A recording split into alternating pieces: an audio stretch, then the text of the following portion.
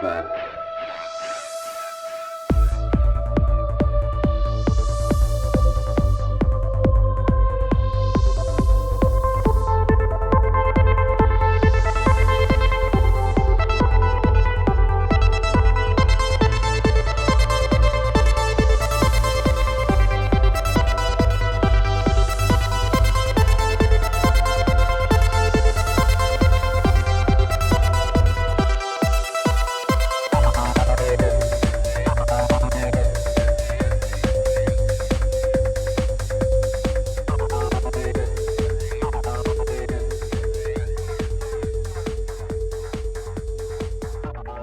What's up, guys? I am back. I'm your host, Ricardo Varandas, also known as Ricky Varandas, and this is the Ripple Effect Podcast. I have three amazing guests. It's been a little bit of a break, a little bit of a hiatus since my last episode, so I'm glad that when you do get a new episode, you're getting this one. I have three past guests and three of the most respected researchers in regards to the JFK assassination, obviously with the 55th anniversary right around the corner. I thought about doing something special, so I've been working on trying to gather some people that I thought could add to a Ripple Effect roundtable discussion on this subject, and I'll introduce them. So Russ Baker, who's editor-in-chief of whowhatwhy.org, he's on today. Also, Jim DiEugenio, who is the editor of Kennedy and King.com, Kennedy's with the S, and King.com, because it's a website not just on the JFK assassination, but also on the Robert Kennedy assassination and the King assassination, which he actually was on my show previously to talk about MLK and Robert Kennedy assassination. So please check out those archives and check out his website. And then also Jeff Morley. He has JFKFacts.org, and he's also been very hands-on with the JFK assassination with trying to force the CIA and the government to release classified documents and stuff. If you have researched JFK assassination at all, continuously saying JFK assassination is turning into a tongue twister. It's starting to get hard. But if you researched it at all, then you probably heard of all these guys, or at least some of these guys. They've been in documentaries, they've been in interviews, podcasts, films, and whatnot. I really do respect their work, and I really appreciate them coming on. And I wish I had a little bit more time with them because we barely scratched the surface. I hope to have some of them on, if not all of them on, back again to continue our discussion. Hopefully do a part 2 to the JFK assassination special episode. But we'll see. So I'll reconnect with these guys, and hopefully I can have them on again. You guys are familiar at all with the JFK assassination. You realize that there's so many layers to it, and we barely scratched the surface on this episode. But I'm glad that I'm doing my part with just constantly trying to spark interest in the JFK assassination and focusing on the significance of those events, really helping people understand how important it was and why it's important. I'll keep this intro short because it's much more important to get into our conversation. And also, my stuff's all open source, so feel free to upload it, share it, tweet it, put it on your Facebook page, put it anywhere. These discussions, like I always say, are much more important than any of us getting credit for it. Spark this ripple, spark this conversation, help spread the word. Also, on YouTube, on our YouTube channel, RV36, or just look up the Ripple Effect Podcast. Underneath in the show description, I'll have links to our guests' websites and their Twitter accounts and their Facebook accounts and all that stuff. So if you want to connect with them, or if you want to look up more of their work, also I'll put links to their books and all that stuff. So please check that out. And that's it. I'll see you guys on the next one. I have a bunch of really exciting episodes around the corner. Hopefully some more of these kind of Ripple Effect Roundtable discussions, because I really enjoy having so many different perspectives on one episode. Thanks, guys, and I'll see you on the next one. Peace.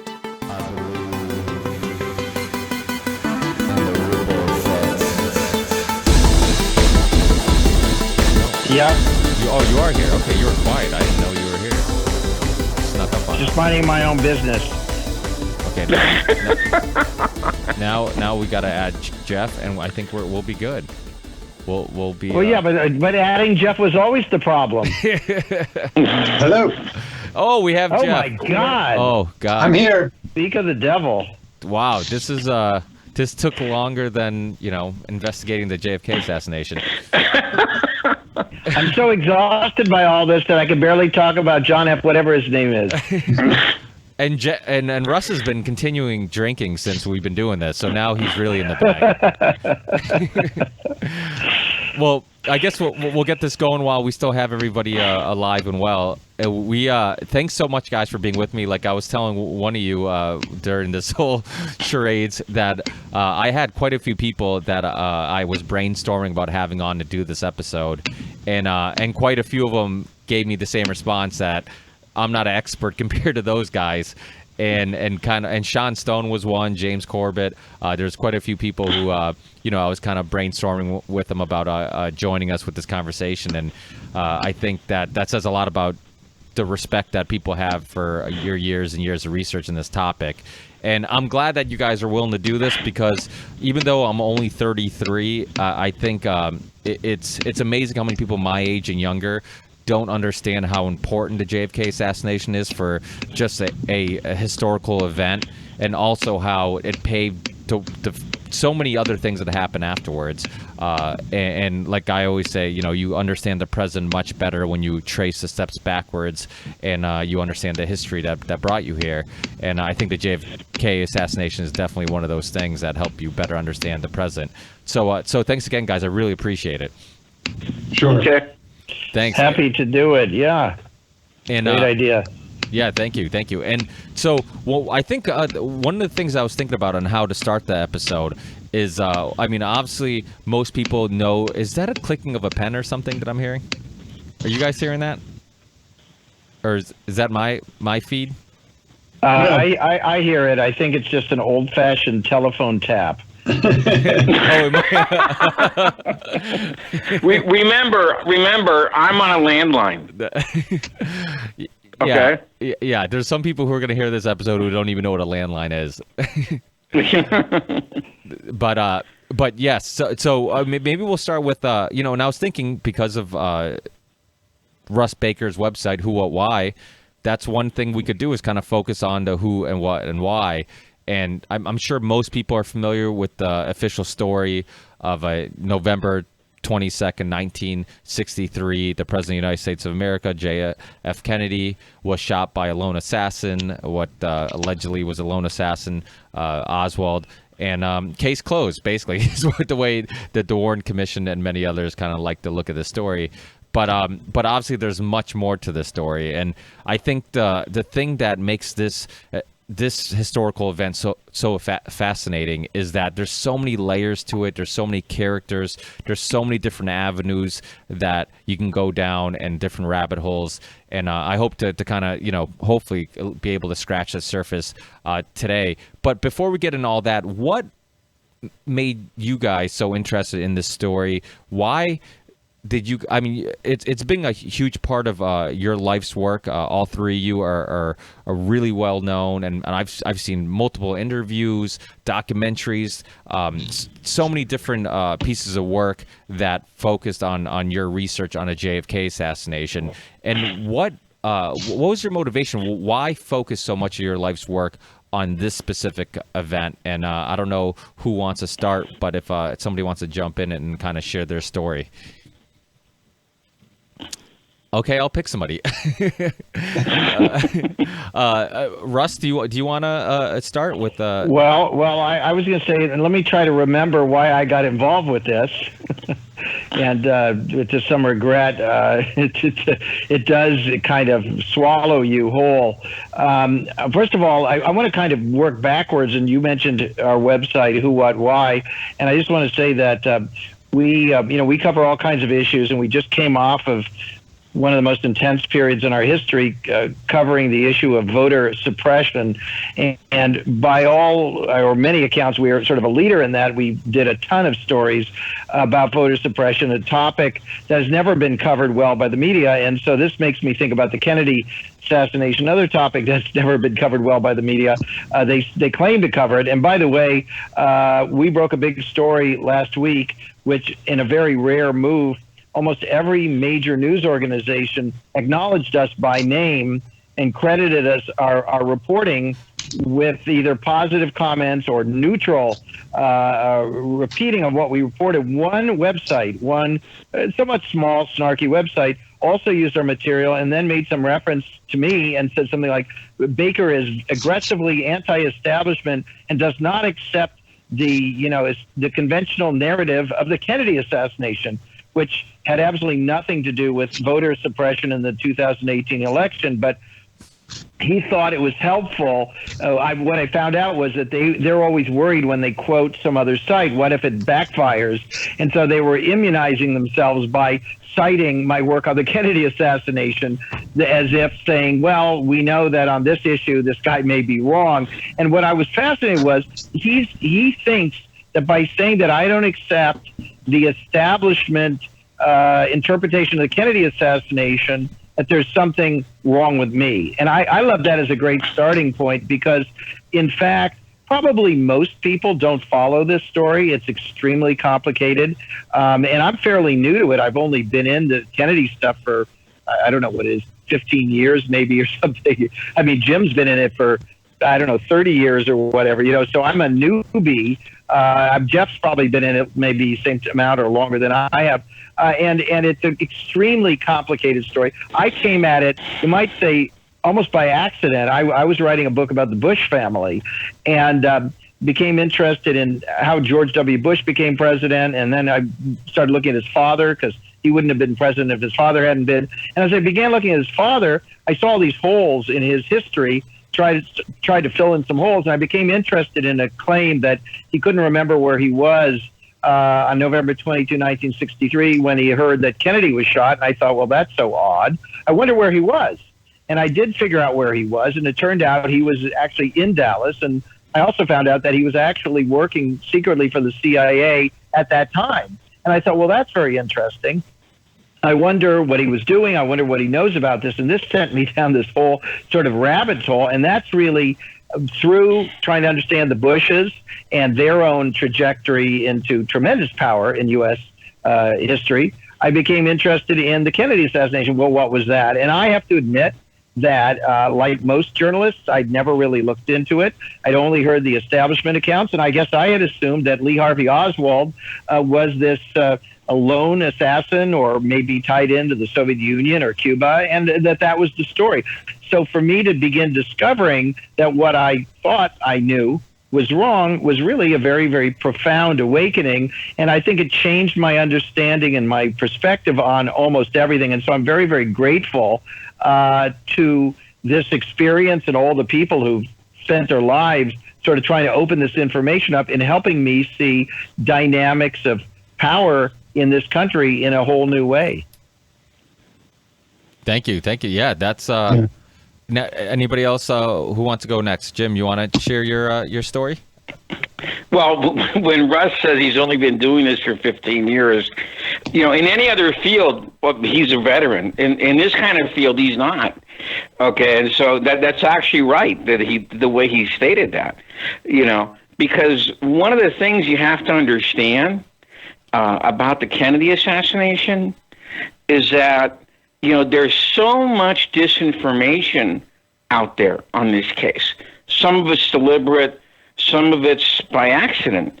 And so the way I got into this is that I discovered, belatedly, Jim Garrison's interview in Playboy, which, and if you recall, if you're old enough, and I was old enough, Garrison was supposed to be this madman, this quack, etc.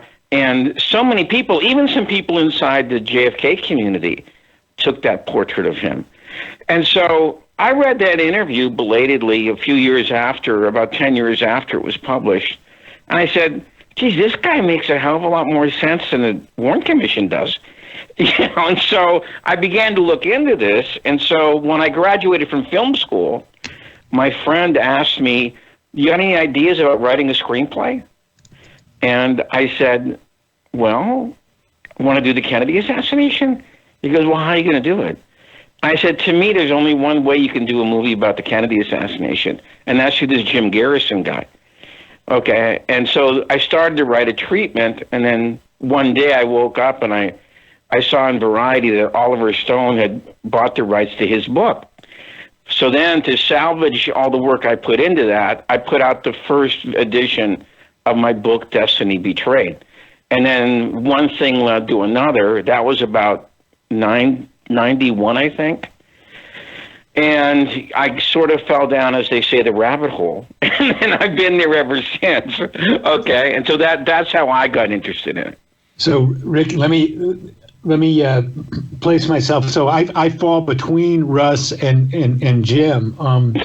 For me, the turning point was after Oliver Stone made his movie, and Congress was shamed into passing the law releasing all of the JFK files. You know, I had just started working at the Washington Post in 1992, and inside the Post, people were normally critical people who were, you know, open-minded and wanted to see the evidence. And it was amazing to see on this one question, they did not want to know anything. They just wanted to denounce Oliver Stone. I was sort of interested in the assassination at this point, more in kind of a cultural way, you know, how the assassination was reflected in movies and books. I was sort of agnostic, or like Russ, you know, I sort of figure, well, the official story, you know, it must be kind of true. But when that law passed in 1992 and the government was supposed to release all of its JFK records, I realized that this subject, which was 30 years old at that point, there was actually going to be new information, that there were going to be new. And so it wasn't a matter of going back and revisiting what had been written by various conspiracy theorists or by the government between 1963 and 1992. There was going to be all this new information. And I thought, and I was quite certain, in fact, having covered the CIA a little bit, that there would be interesting material in here, regardless of whether it solved the assassination or not. This was going to be a chance to really look at how the government responded to this terrible crisis and terrible event. And so as the documentation started to come into the National Archives in 1993 and 94, I went there to, you know, look for stories. And I quickly realized that the whole story of the CIA and Oswald, you know, had been covered up, obfuscated, lied about. And in fact, what the CIA had portrayed as really minimal interest, or as they said, quote unquote, routine interest in Oswald before the assassination, was complete fiction. It was a cover story. And the CIA was deeply interested in Oswald for 4 years before he supposedly killed the president. And when I realized that truth, that fact, and it's not really open to any dispute now, I realized this was a story I wanted to go get. So that's how I started into it in 1992. Great. So let's start with the, like I said, maybe we'll do the what, the who, the why, because I think that order makes the most sense. Most people are familiar with the Zapruder film. I mean, it's crazy that such a historical event there's actually a film out there that shows. I guess that's questionable how much they show and if it's been tampered with, if it's been edited or whatnot. But people kind of, you know, people have been to Dallas. They've seen the building where supposedly the shots were taken. They've seen the grassy knoll. They've seen all this stuff. So when it comes down to the actual day, before we get into the characters and stuff like that, do you guys think that there's any real, what's the most, I guess, convincing piece of evidence that the official story is wrong? And anybody want to jump in? Do you want to start with Russ again? Yeah, we can start with Russ. We'll keep the same. No, don't start with me every time. Come on. That's too steep a hill to climb. I nominate Jim. Oh, geez, thanks, Russ. All right. The thing that I believe today is the strongest piece of evidence against the official story is the new revelations about CE-399. Okay, CE-3, if your listeners don't know, CE-399 is the so-called magic bullet this was the bullet that was supposed to have gone through both Kennedy and Conley, and then ended up on somebody's stretcher, we're not really sure, at Parkland Hospital. It was recovered by the security officer there and then turned over to the Secret Service. And the Warren Commission said that this bullet did all these things, and it ended up being a pretty much intact artifact, and you can actually see it in the Warren Commission volumes. There's been a lot of new work done on CE-399, and by Tink Thompson and Gary Aguilar, and a guy named John Hunt, who went down to the archives and did a lot of research on it. And these raise the most very, I believe, damaging suspicions about, what really happened that day. See, Tink Thompson, in his classic book, back in 1967, 6 Seconds in Dallas, showed a picture of CE-399 to the guy who turned it over to the Secret Service, and he said, that's not the bullet that I turned over. And because Tink had shown him a copper-coated round-nose jacketed bullet, and the guy said, no, it was a kind of lead-colored pointed bullet. Well, it turns out that Gary Aguilar and Tink Thompson found the FBI agent who was supposed to have shown the bullet to these guys at Parkland.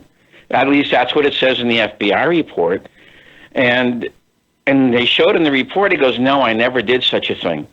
I would have remembered it because I know that guy, that the report says that I showed the bullet to. And I didn't do it. His name is Bardwell Odom. Okay. And then John Hunt found out that another exhibit says that the Secret Service agent who gave the bullet, a guy named Elmer Lee Todd, to the FBI, carved his initials in the base of the bullet. Well, John Hunt went down there, and they sent him these they gave him these blown up pictures of the whole 360-degree circumference plus the base and the tip of the bullet. And he says, Elmer Lee Todd's initials are not on this bullet anywhere. All right? And the final thing he found out is that although Elmer Lee Todd got the bullet at the White House and delivered the bullet to the FBI around 9:20, it turns out that Frazier, the FBI technician, says he had the stretcher bullet at 7:30, which, to put it in a nutshell, it suggests either the bullet was substituted or there was an extra bullet. And so that's, I think, pretty powerful evidence against the official story. Jeff, So what was your question, Ricky? Well, basically, I wanted to start with, because before we go down the rabbit holes of the characters and stuff like that, I think people are most familiar with the very famous Zapruder film, and I guess maybe start with the forensic evidence of that day. Was there anything about the official story, the fact that the shot came from the building, from Oswald, from his gun? Is there what part of that story do you think makes the least sense, and you think is the best piece of evidence that the official story is incorrect? Well, I try not to rely on one piece of evidence to decide anything. That seems sort of short-sighted. If you take the context of the gunfire, both the forensic evidence and the statements of the people who were closest to the gunfire, and you match it up against the official theory, it doesn't match up at all. You have 7 bullet wounds in Kennedy and Connolly. In Kennedy's head, the fatal shot, in Kennedy's back, in his throat, in Connolly's back, in Connolly's chest, in Connolly's arm, through Connolly's arm and into Connolly's leg. You have a dent in the front of the limousine, and you have a missed shot that strikes a sidewalk down the street and slightly injures a bystander. The idea that 3 bullets caused all of that damage, It's extremely implausible. And then when you match that with the visual evidence on the Zapruder film, it doesn't match up. And then if you take the witness statements of all the people who were in the car and closest to the car, Jackie Kennedy, Nellie Connolly, John Connolly, basically none of them believed what the Warren Commission said. Connolly was quite certain that one bullet hit Kennedy in the back and a second bullet hit him in the back. His wife, Nellie, agreed. Well, if they're right, the Warren Commission is wrong. And the Connollys were experienced hunters. They knew their way. They knew their way around guns and gunfire. Roy Kellerman, the Secret Service man, did not agree with that. He thought a shot came from the front. And for me, a very important moment was when I interviewed Bill Newman, who was one of the bystanders who was closest to the motorcade when the fatal shots hit. And he said that he had the distinct impression that a bullet came over his head, which is why you see him lying on the grass in photographs after the gunfire ran out. Well, a gunshot from the book depository did not go over his head. He was on the far side of the limousine at that point. So all of that evidence together, combined with the fact that when you read the Warren Commission, you can see FBI agents studiously avoiding ever even raising the possibility of a shot from the front. And Bill Newman was not interviewed for the Warren Commission. His testimony was ignored. And so you see that the people who constructed the Warren Commission and the narrative of 3 bullets striking the president from behind and 1 bullet causing 7 wounds in Connolly and Kennedy, I mean, it just doesn't match with the evidence. It was concocted some other way besides looking at the evidence. And so that tells you right there that something's not right about the story. The story can't be right because the evidence does not support it. Russ? Yeah, well, I think all of those points are excellent ones. And just to underline the fact that there is not a single fact that really either needs to be the determining factor in sort of showing that the official narrative is not correct. But in any case, I'll choose something else just for the sake of fun here. And I'll say that Oswald himself, I mean, apparently a bad shot, wasn't using a particularly good gun with a particularly good scope. Very, very difficult shot from that particular spot. Lots of good shots all around, but not good angles, but not his. And then a tree in the way, and then the fact that by most accounts he doesn't seem to have even been on the 6th floor at that time. And then the fact that the sheriffs that got to the scene first described a completely different gun than Oswald's gun. So, I mean, I think those things are very persuasive, again, that there are problems with the story. But the larger issue here is that I think the reason that the community of researchers who worked so diligently on this have had trouble persuading people is precisely because there are so many facts that suggest that the official narrative is not right. You could take almost anything. You could take Oswald himself. What would his motive have been if he was not working for one of these agencies? If he was, in fact, a sympathizer with Cuba or something, why would he have done that? They were never able to determine a valid motive. And so I think if you take all these things, and there are literally hundreds and hundreds of other factors that don't really make sense, plus these tremendous narratives that we've all done in our book.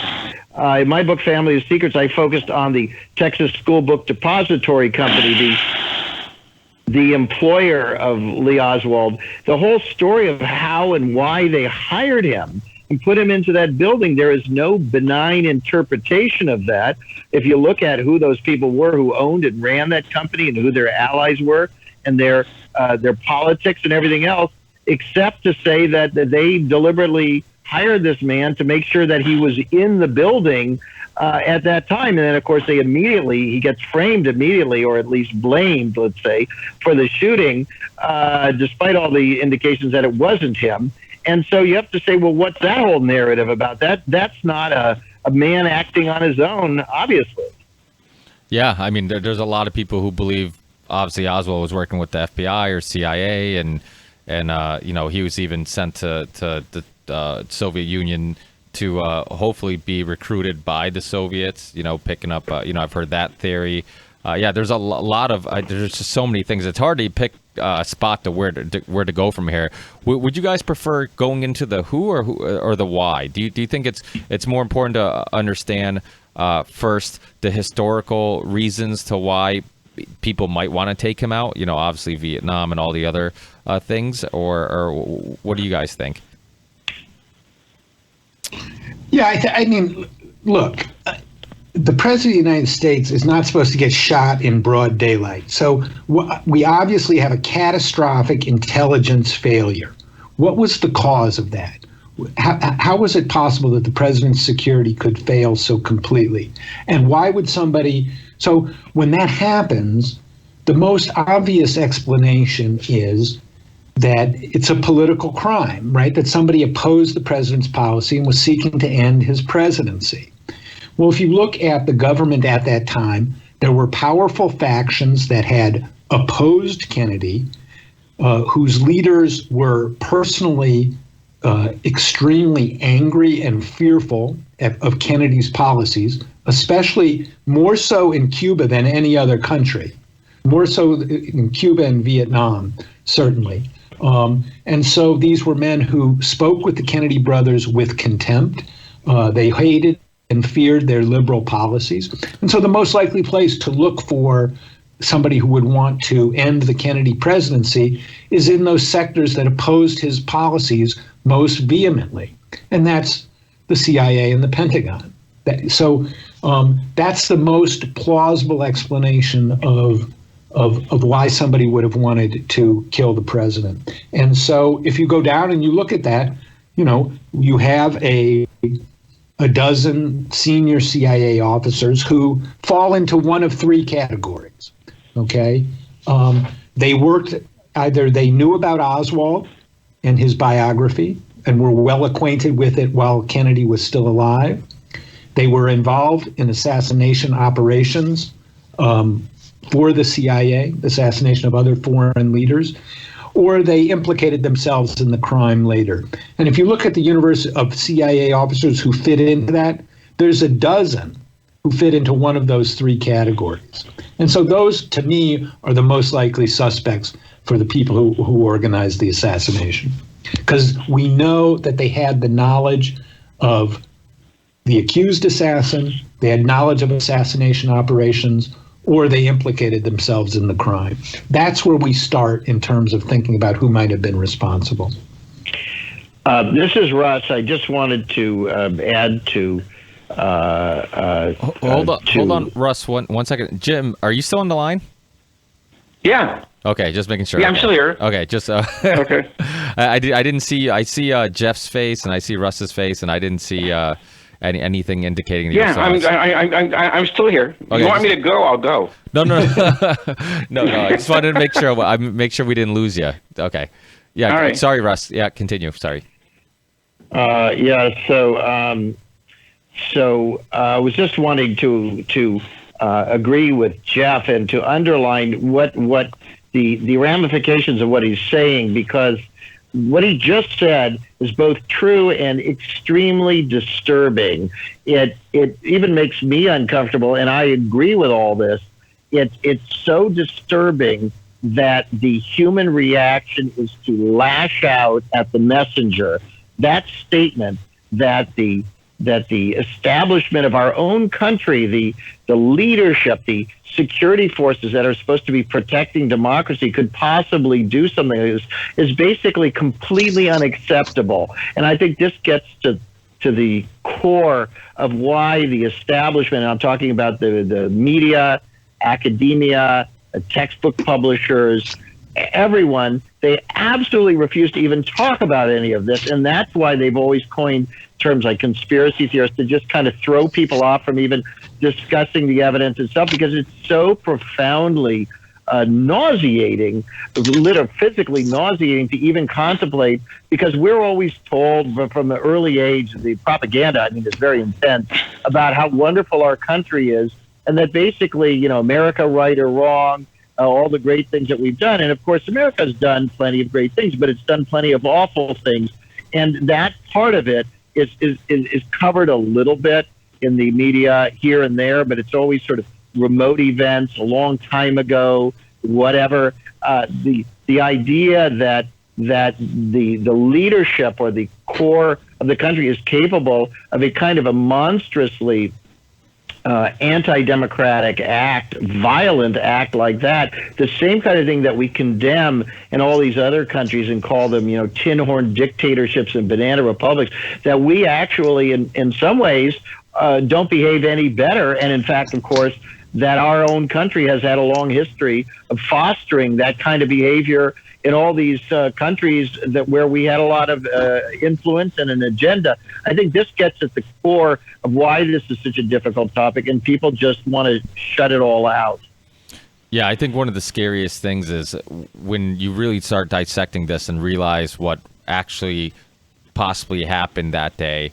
It makes you wonder about the possibilities, the fact that, like, if this could happen, then what, you know, has it stopped, or who's really controlling the government, who's really controlling politics, who's really pulling the strings, and it really makes you think that anything's possible. Jim, would you like to add to that?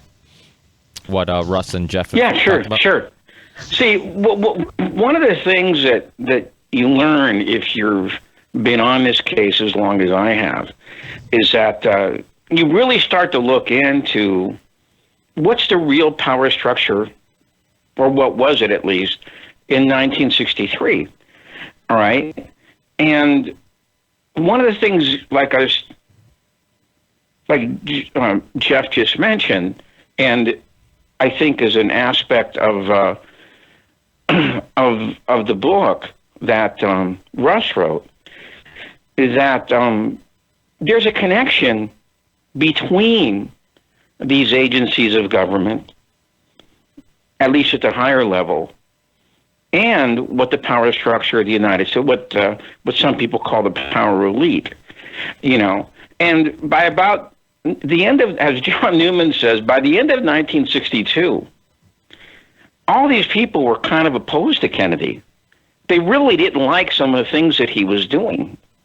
I mean, he had a perfect opportunity to go ahead and bomb the missile sites in Cuba.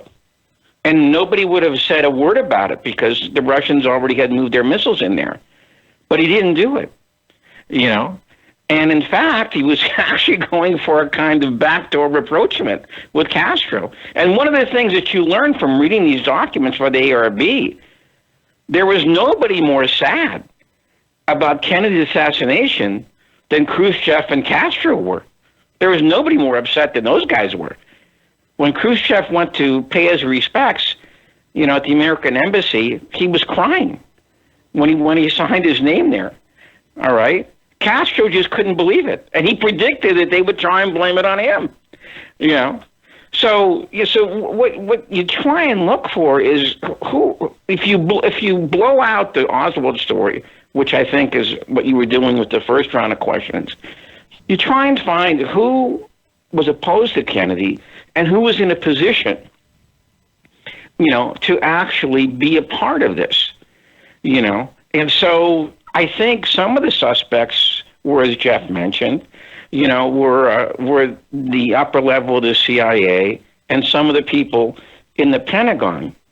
And I think at the top level, you know, who I believe had some kind of sanction over it, were probably the upper power structure, you know, of the United States in 1963.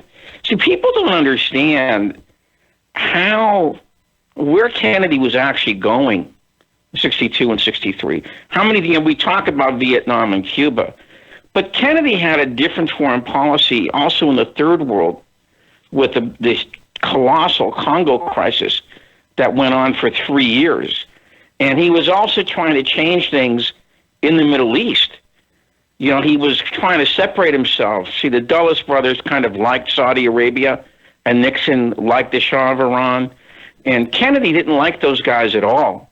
And he was trying to actually get a kind of alliance together with Gamal Abdel Nasser of Egypt. You know, and he wanted to be very fair-handed in that region of the country, of the world. And he didn't want to favor either side. And this kind of brought him into a conflict with Israel. Okay? And so, see, the whole panoply of issues, and I even left out Indonesia, because there was a huge blowout on that, you know, after reversal of Kennedy's policies. So this is one of the things I've been working on in the last few years, is an area which I don't think has been explored that enough, is, you know, Kennedy's foreign policy outside Vietnam and Cuba. Yeah, and I would add to what Russ and Jim are saying is, you know, this sense that Kennedy was isolated within his own government, and especially in the National Security Council, in sort of in the national security realm. You know, we talk about the Cuban Missile Crisis. You know, Kennedy forced a peaceful resolution in that, but he was in a distinct minority of the 20 men who were, you know, really in on the final conversations about what the U.S. government should do. A solid majority of those men favored the immediate going to war, which Kennedy resisted successfully. But it was a minority viewpoint within the, you know, the debate of insiders. So Kennedy was, in that sense, a minority in his own government, and this contributed to the anger of his foes, that he was able to prevail and able to change the direction of U.S. government policy, when in fact most of the national security decision makers around him, certainly in the CIA and Pentagon, were totally opposed to what he was doing. And so you have another reason why there was, you know, why there might have been a motive to assassinate him. I would say that, by the way, this does not require, you know, dozens and dozens of men getting together and saying, let's have a plan to kill the president and let's execute it. That's not the way covert operations work. Covert operations are highly compartmentalized. And so I think there were lots of people in the senior positions of the Pentagon and the military who did not know that there was a plot to kill Kennedy. When Kennedy was killed, they understood instantly what happened, and they simply chose not to investigate because the results were just fine with them. Kennedy had been removed as the president, Johnson had succeeded, and there was no longer a problem with Kennedy's liberal policies. And the proof of this, where you can see it quite clearly, is the CIA and the Warren Commission and the FBI never investigated, never even tried to investigate the possibility that the assassination was the work of Castro. Now, I don't think that it was, but from an investigative point of view, that is certainly something that you would have wanted to investigate, because Oswald had some pro-Castro sympathies in his background and pro-Castro actions. Castro had a motive because the CIA was trying to assassinate him at the time. The Warren Commission never established a motive.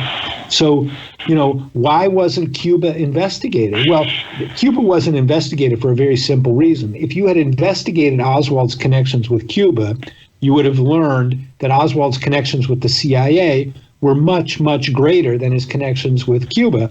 And that was not a story that the CIA was going to allow to get out.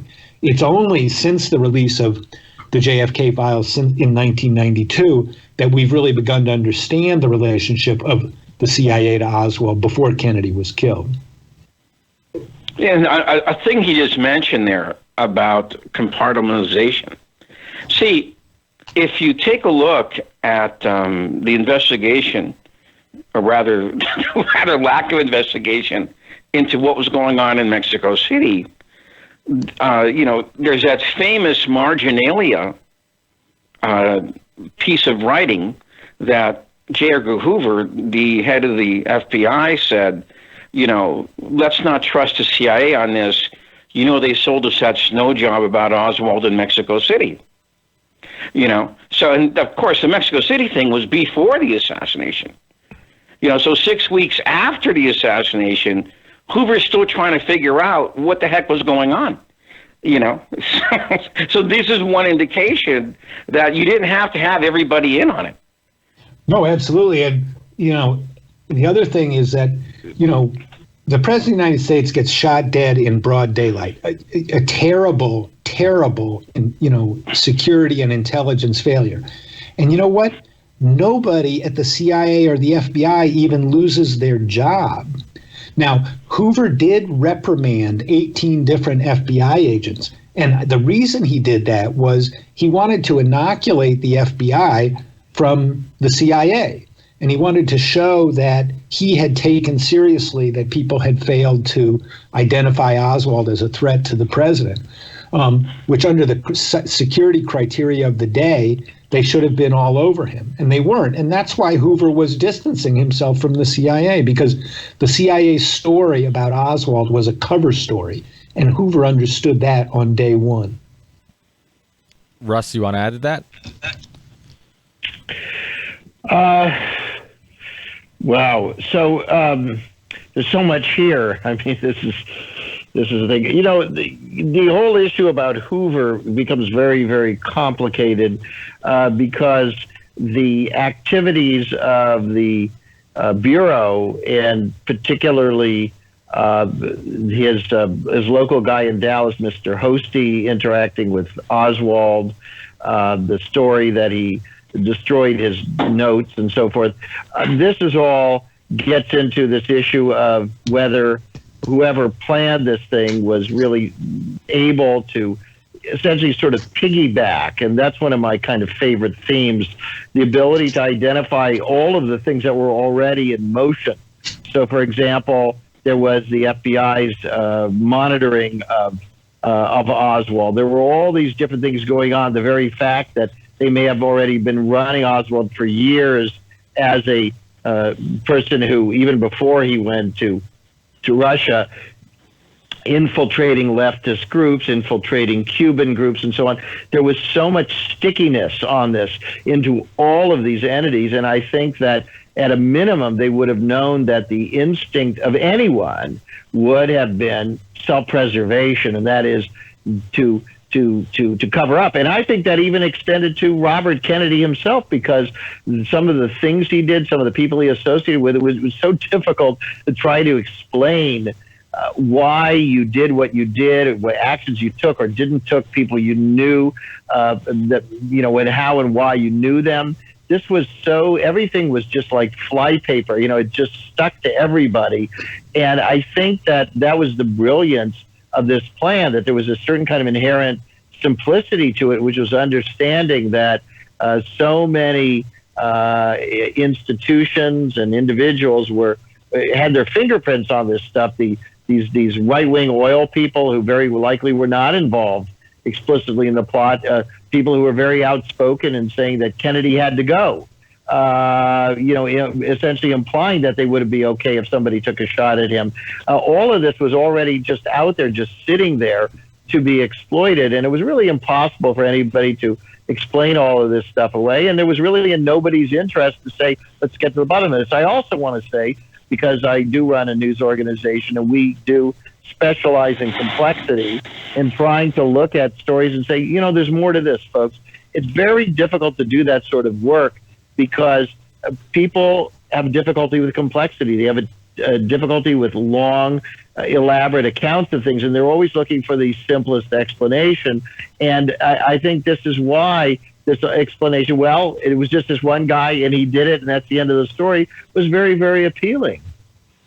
Yeah, I agree. I think sometimes people just, if the simple story is just easier to digest, and I think once you get into all the layers and all the possible players into the whole assassination, it can be a little overwhelming. I mean, even myself, just kind of reconnecting with the story and doing some of my own research just to make sure, I didn't miss anything and any possible questions I might want to bring up. I forgot how many layers and how many characters and everything from the mob, CIA, FBI, Oswald, Jack Ruby. I mean, there's just so many different rabbit holes you can go down that, yeah, it does seem overwhelming. If from an outsider's perspective, sometimes it's easier to just think, oh, Oswald did it, So, but to start off with, like, for example, at Secret Service, we briefly touched on it.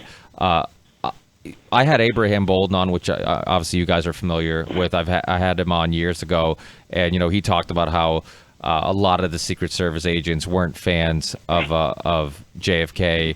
A lot of them, were very happy to see him go, and said it even prior to the assassination. They would have been happy not to jump in front of a bullet for him.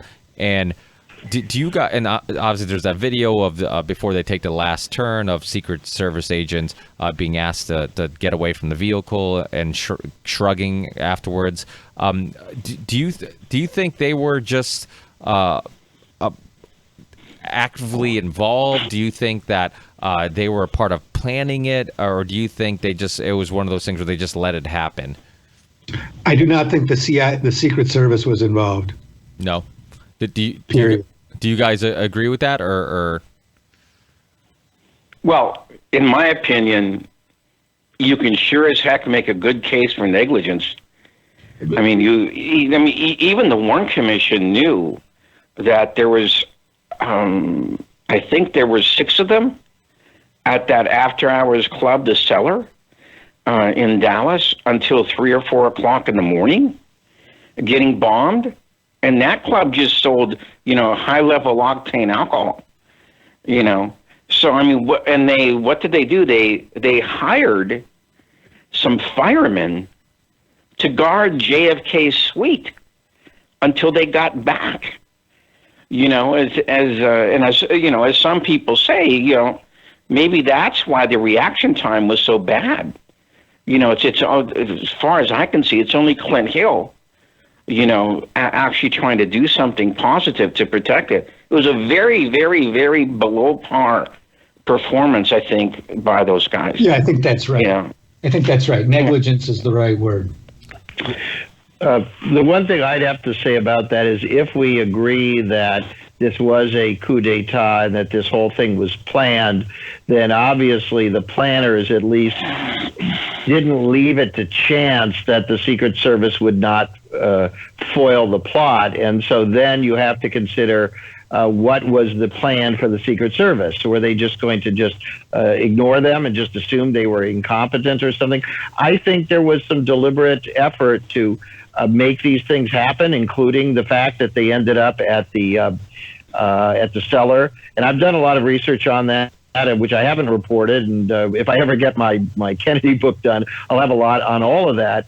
But you see a guiding hand there. And how that worked exactly, I agree entirely what Jeff said about the compartmentalization. Certainly, there would have been a very limited circle of people who knew much of anything. But I think an awful lot of people were steered. They were moved like pawns. And so when you've got people who already, as my colleagues here said, were predisposed against Kennedy, perfectly okay if something bad happened to him, aware that Dallas was a tinderbox because of many things, including the full-page ads in the newspaper calling him out and so forth. So they knew they were in a bad situation there, and the way they behaved, you'd have to ascribe tremendous negligence and tremendous incompetence to them for all of these things to have gone wrong. The choice of the route, the failure to have sharpshooters on these bridges and everywhere. I mean, all in windows. I mean, all of these things are beyond, to me, they're beyond incompetence. And so I'm not saying that members of the Secret Service were involved necessarily in planning this, but I think on some level, there was, at a high level at least, there was a conscious effort.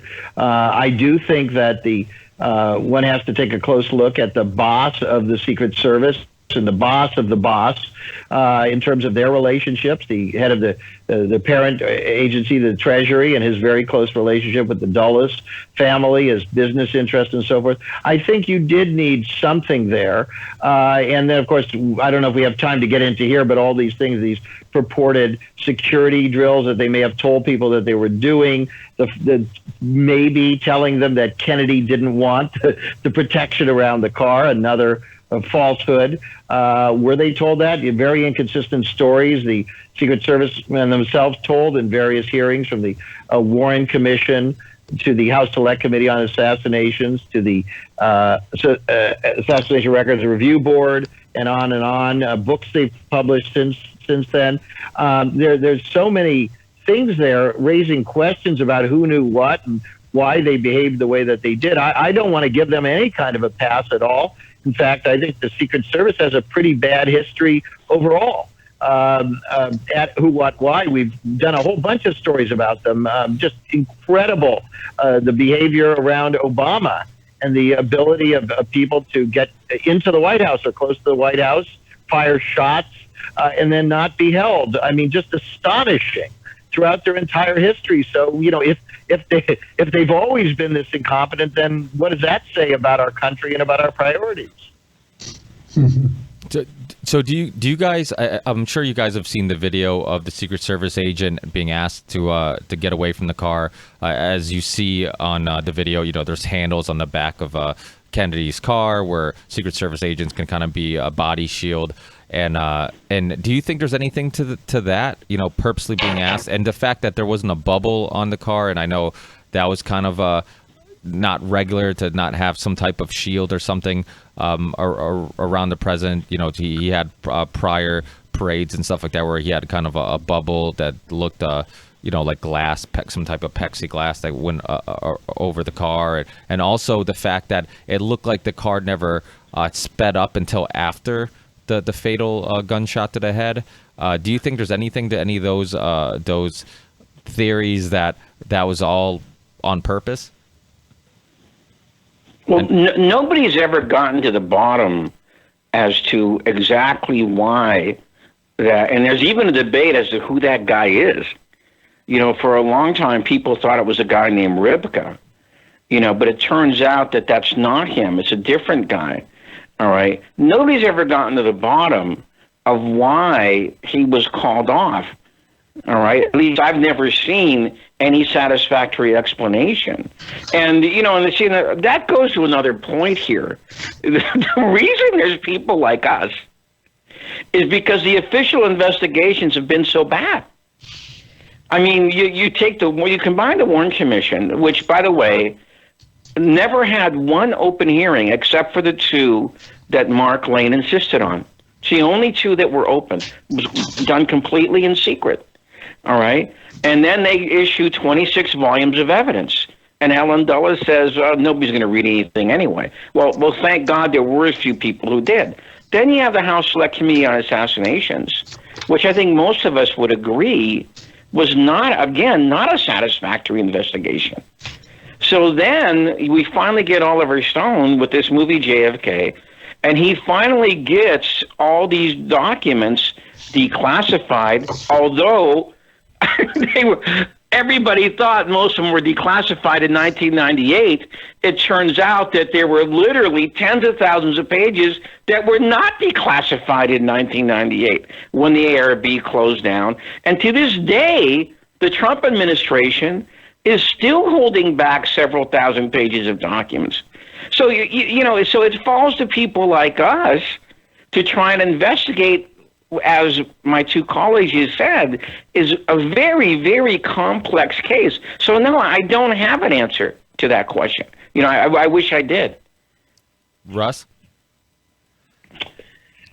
Sorry, what was the question again? Well, it was why was that guy called off the car outside of Love Field? Right. Yeah, I agree with Jim. I don't think that's settled. This, by the way, speaking of settled, talk about something that's unsettling, is that these things aren't resolved. I mean, how many people are in pictures? There's this fellow standing in front of the building. Some people think it's George H.W. Bush. I have my doubts about it. You look at the hairline and so forth. Although, again, I mean, one of the techniques of intelligence agencies is to slightly alter people's appearances through wigs and all sorts of other things.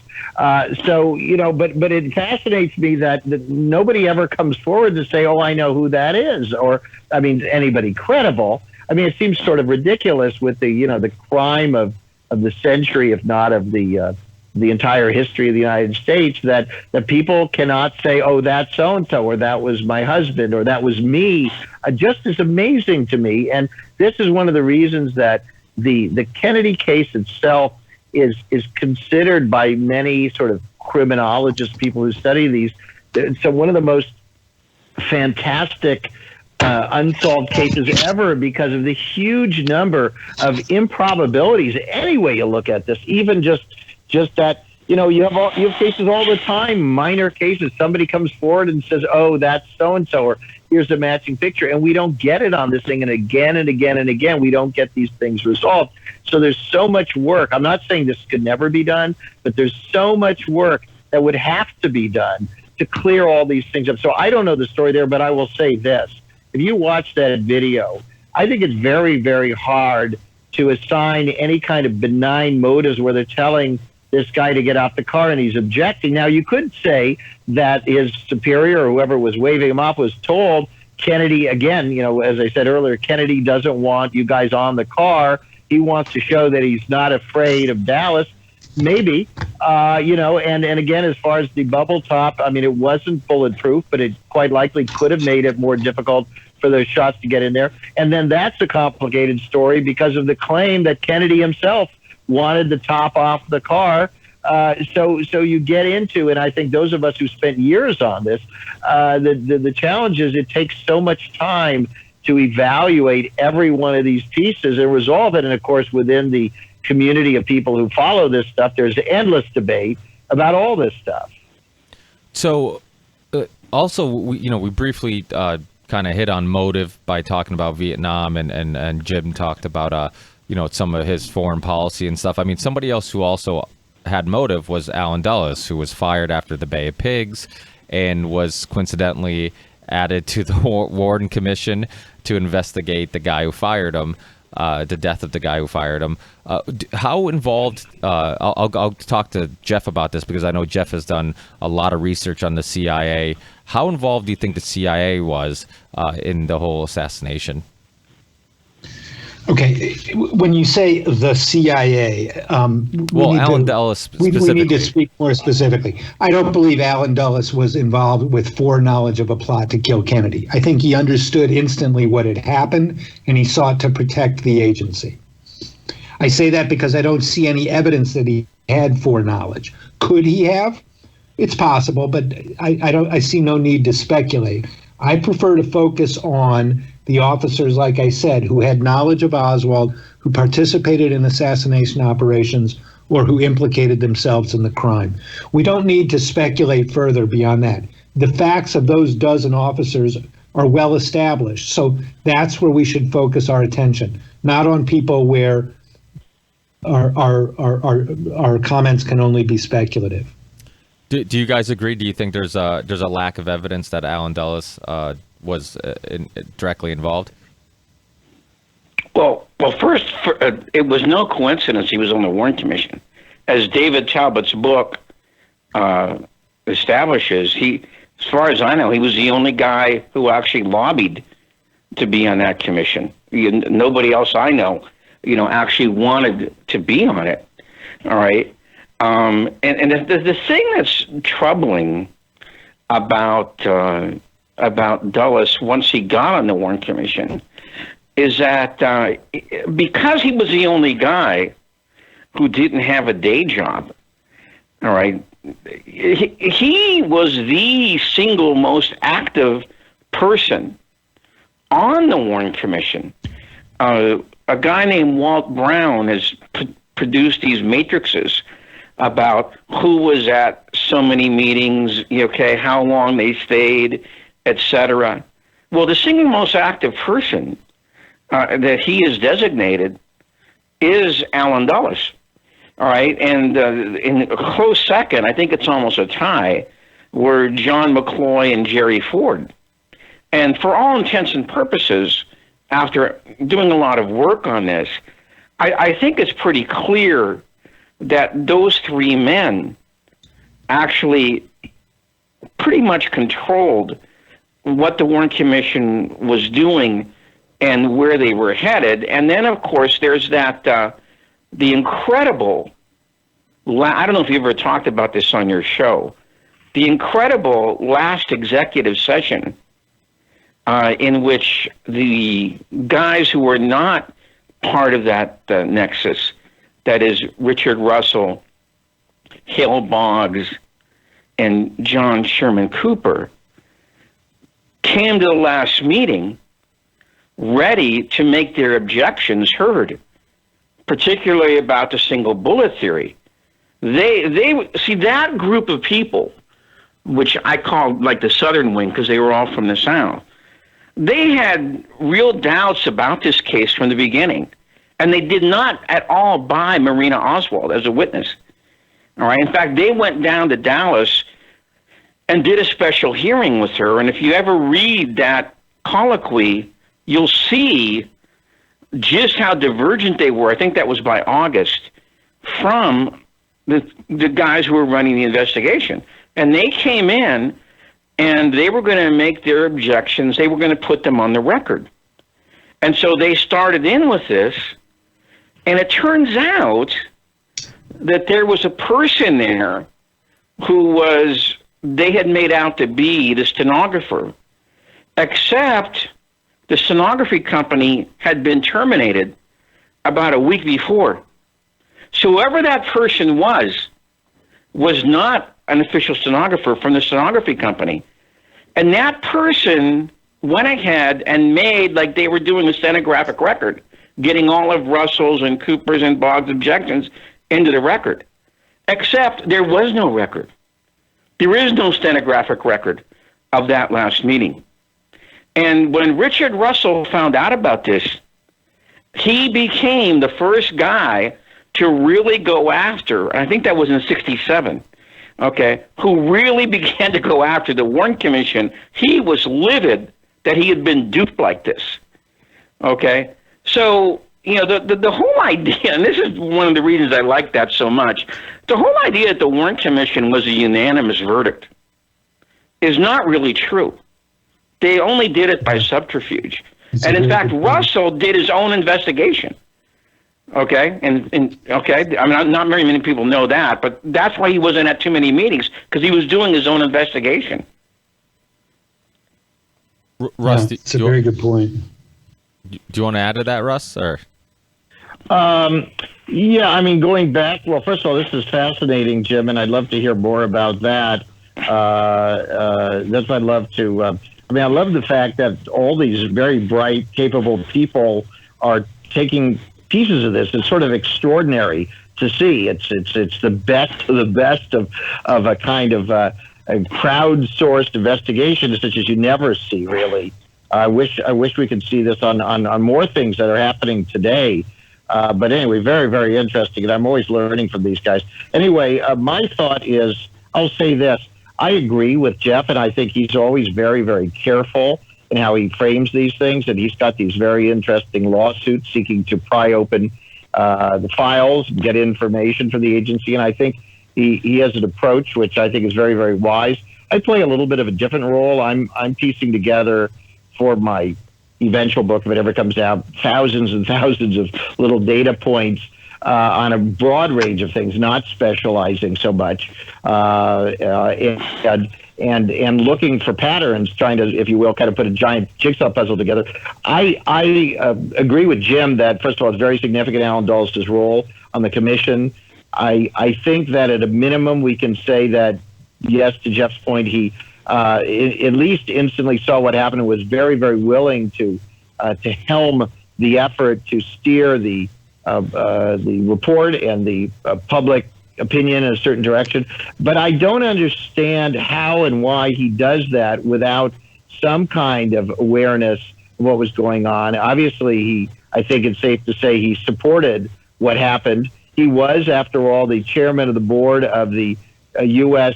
coup and murder apparatus that did exactly this kind of thing. This was what he did. This is what he liked to do. This is what he was good at. All these people that we know were involved were longtime friends of his. So you'd have to ask yourself why they would exclude him. This man who had such a strong motive to see Kennedy out, why they would exclude him. Now, maybe, as one said, there, compartmentalization, a need to know. Maybe he didn't want to know too many details. But I think to put something of this magnitude together and figure it all out, I think you needed to have him on board to some extent. It probably would have been hard to do it without him. Because if you had these lower level people, Harvey and some of these others, Phillips and so forth, I think it would be hard to kind of get all these folks together to work together on something this sensitive without knowing that that Uncle Alan had approved it. So the specifics of how that worked, I think, are certainly open to dispute. But logically, I would imagine that they would have had to have agreement. And certainly, I think you couldn't have done this with just those low-level people. You would have had somebody at a high level who could have brought some kind of consensus from the key, most powerful people in the most powerful sectors of the country that this would be okay. And we haven't talked about the military. I've spent the last year focusing my research mostly on the military, and I think absolutely there had to be some kind of agreement from the military at the highest levels for this coup to take place. So I don't know how you do that without involving Dulles. Yeah. I think it's fair to think that there was, a nod from on high, that whoever put this together had some signal that, there would be no objection, and they could count on the protection of the national security apparatus. I guess I would say, in terms of Dulles, I think that the nod from the top might well have come from the military side, not from the CIA side. So I just think, while that's very plausible, I don't think we can point to any one person who that necessarily, giving that nod, who that would have been. Now, for people who are listening who aren't familiar with, we haven't got too much into Jack Ruby, and there's some links between Jack Ruby and Oswald, and the fact that they actually knew each other, even though they said that he was just somebody who loved Kennedy and killed Oswald because of that. But Jack Ruby had links, obviously links to the mob, owned a club, all this stuff. He had a video after being arrested after shooting Oswald saying that, this goes to the highest levels, this and that. Who do you guys think he's referring to? Did you think, if it's not, Jeff, for example, if you don't think it's specifically the CIA, do you think it's the military? Do you think it's LBJ? I've had obviously Roger Stone on in the past, and he pushes very much the LBJ narrative. I've had Lamar Waldron, who pushes the mafia narrative. Who do you think is probably has the most evidence pointing in their direction? I don't think Jack Ruby knew. Jack Ruby, I don't think, had any idea of where this came from. I think that he was told, you need to do this for us and you'll be a hero. And I imagine that came from the CIA because they had the best connections with organized crime, and Ruby was a kind of organized crime wannabe. But I don't think Jack Ruby knew anything about who organized the assassination. I think he understood that it had come from on high. One of the most interesting interviews I've done on the JFK Facts blog was with a woman who was friends with Ruby, who an exotic dancer in his club, and I interviewed her by email a couple of years ago. And I said, why did your friend, and she knew Ruby well, and this was confirmed by other women who were dancers in the Carousel Club, that she was one of the girls who worked there and that she was friendly with Ruby. And she said that she felt that, I said, why did your friend Jack kill Oswald? And she said, I don't think he had any choice. He worked for people. And when they came to him, it was something that he had to do. And I said, well, who did he work for? And she said, I really don't know. She was just a kid at the time. But that was her distinct impression, that Ruby had no choice but to kill Oswald. And she said one other interesting thing, too, which was that Ruby despised Bobby Kennedy, which makes sense because Bobby Kennedy was out to put all of his organized crime friends in jail. But, the idea that he killed Oswald because he wanted to, help the Kennedy families, it's ridiculous. It's patently not true. Russ? Well, I would have to agree with that general assumption that I don't think Ruby really understood. I think at the time of that tape, which I think is almost a year after, I think he had a lot of time to think about how he had gotten into that predicament. And he probably ran some very interesting theories. Okay. But at the time of what actually happened, I don't think. See, the thing is, what most people don't understand is that the Texas laws on that, if Ruby would have gone with a local Dallas lawyer instead of Melvin Belli, most of those guys will tell you that Ruby would have probably gotten 5 years, okay, and he might have been out in 3, on a kind of manslaughter kind of thing, And so maybe that's the way it was presented to him, you do this or else, and Jack, there's really no negative to it because you're going to be out in about 3 years, and we'll give you a job when you get out. I don't think he really understood what the heck was going on. Until maybe many, many months later. This was much bigger, than he ever imagined, and I think that's what he's alluding to. But see, Ruby was, that guy, you really couldn't have found a better guy to do what he did, because here's a guy who was gun running for the CIA back in 1960-61, who was an FBI informant. He had connections to the organized crime, and he was a best friend of the Dallas police. So he was getting entree into that. I mean, come on, the guy was there all 3 days. He was running around giving them sandwiches. If a reporter needed some help, here, this guy wants to talk to you, need some information. That's how friendly he was with those guys. So you really couldn't have picked a much better person, if you wanted to do what it looks like happened. And I think what happened, the problem the Warren Commission had, when Ruby shot Oswald live on television, I think a lot of people, this kind of Jungian consciousness, wait a minute, did they not want this guy to talk? Is that why this guy was sent to kill him? And that was a big, big problem for the Warren Commission. Why kill the guy live on national television, all right, unless you wanted him to shut up, Russ? Yeah, all very good points. I've spent a fair amount of time, again, last couple of years, looking at Ruby, and he's always treated as this sort of Zelig character who just kind of shows up everywhere, delivering sandwiches, showing up at the newspaper, at the at every press conference, the day of the assassination, perhaps, if you believe some of these accounts, being, at the scene, being at Parkland Hospital, just sort of being everywhere. And so, you do have to ask, who was this guy and what really was he up to? And then they also say that his clubs were failing and he wasn't really making any money, but he's traveling everywhere and he's meeting everybody and he knows everybody. I think you can kind of conclude that he was definitely working for other people, and I think that was maybe he was a freelancer who did a lot of different things, but of course the lines between the security services and organized crime historically were blurred because of their cooperation. And so, he does, if you look carefully, he does seem to have been an important representative of organized crime that was larger than Dallas, as well as Dallas organized crime.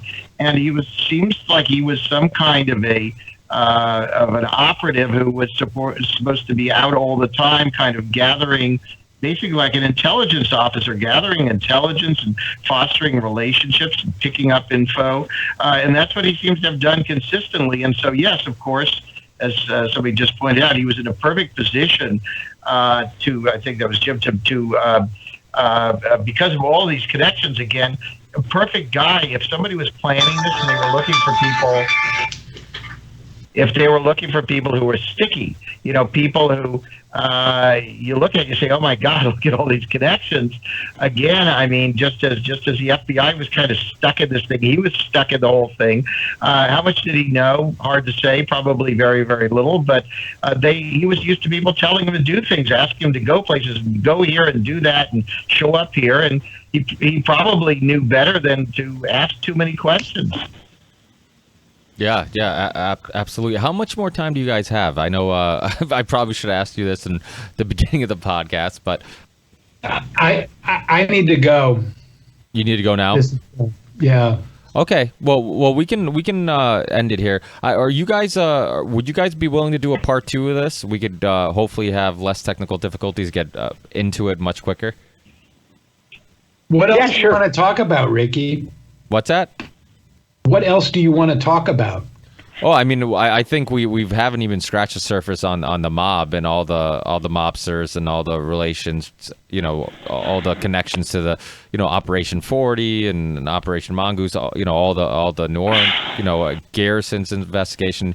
There's a whole lot that I think that we barely scratched the surface on. If you guys are willing to do a part 2.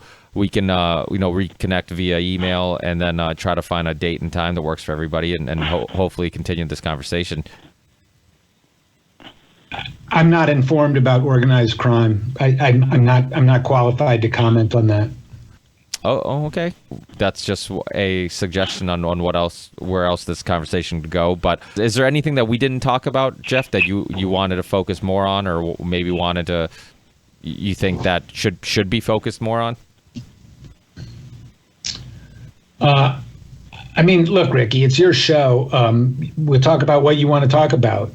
So, obviously, you've been investigating this for a long time. You've been researching this for a long time. Is there any part of the whole story that you think that people like myself, show hosts, should focus more on, and parts of it that you think are more significant than others?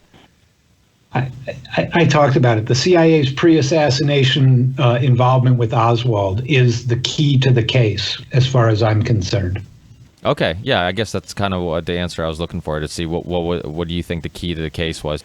Okay, yeah, okay. Well, then I guess we can cut it here, Jeff. I don't want to take up any more of your time. I know you're probably need to go, But yeah, thanks, guys. I really appreciate your time. I really appreciate all your insight, all your research. I think this is a story that never gets old for the exact reasons that we've kind of provided on this conversation. The fact that there's so much that people don't completely agree on, and I think the one thing that we all do agree on, that there's obviously much more to the story than the official story. I think that this was a historical event that changed history forever.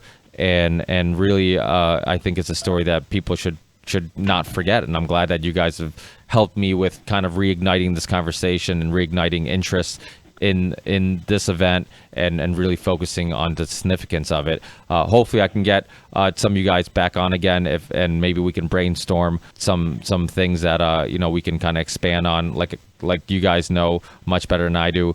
There's so many things that we barely scratch the surface on, and we can really dive deeper into. So thanks again, guys. I really appreciate not just being on the show, but all the years and years of research and hard work. Well, thank you. Thanks, Rick. Thank you, Ricky. Ricky, I just want to say that I appreciate that a comparatively young fellow like you takes such an interest and does this pretty selflessly.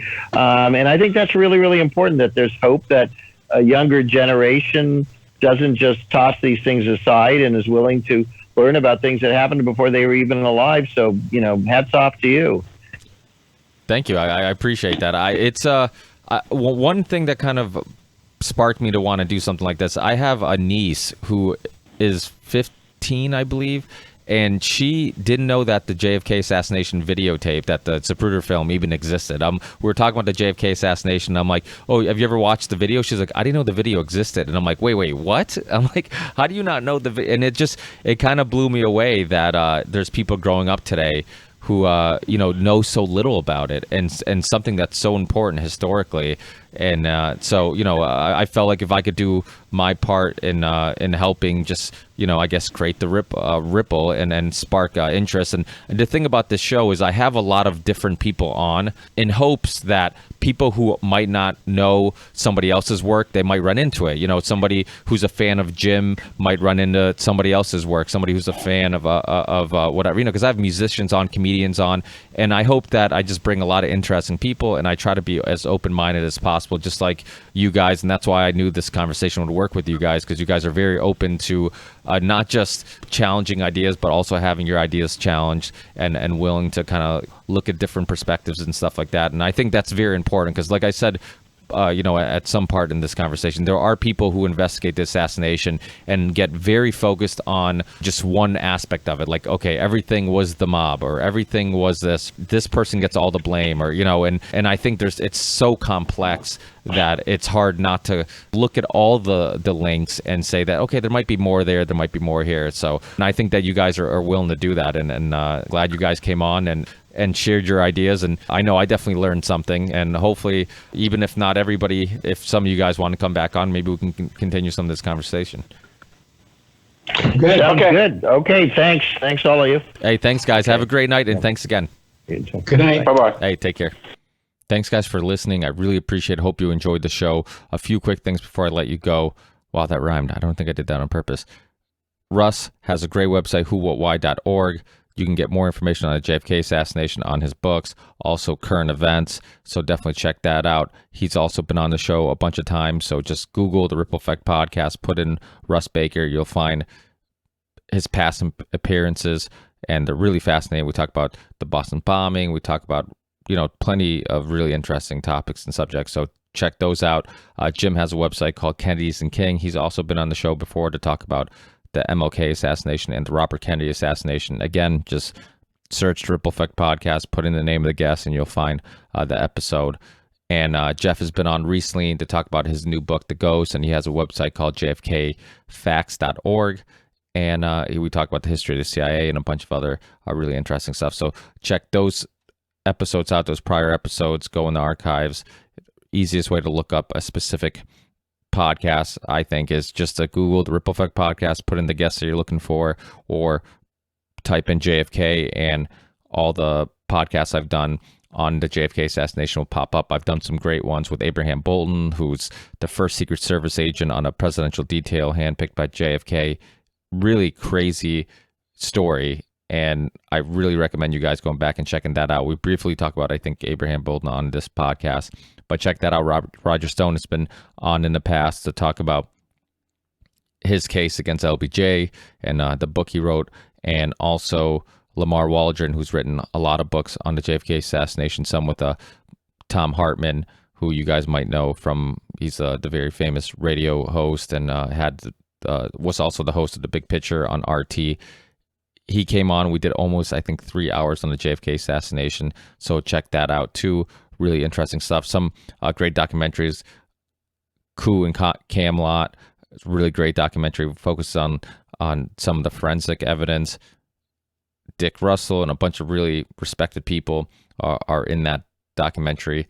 Just really breaks down what happened that day and inconsistencies with the stories and all that stuff. The Men Who Killed Kennedy is another one. I haven't watched all of it, but I've watched some episodes of it. It's a very long series on the JFK assassination with some good information. Also, James Corbett, a past guest, has a podcast and video about Oswald. If you just put in James Corbett or the Corbett Report and put in the word Oswald or Lee Harvey Oswald, you'll find it. I believe there's a picture of Lee Harvey Oswald for the video art, and it says Patsy on it in red letters, so look that up. It's really goes deep into the history of Oswald and all that stuff, and his links to the CIA and FBI and all that stuff, and the mob. And what else? We have a Patreon page, so definitely check that out. Hopefully, eventually, I can do the show full time once I get enough Patreon supporters. At the moment, I'm nowhere close to even paying for the cost of keeping the show up, but this show's so rewarding. I really enjoy doing this, and I honestly get this sense of fulfillment, like I'm doing my part in trying to spread important information and interesting conversations. So that's very fulfilling, even if it doesn't help pay the bills, and it at the moment is just another bill to add to the list of many bills. And follow me on Instagram, Twitter, Facebook.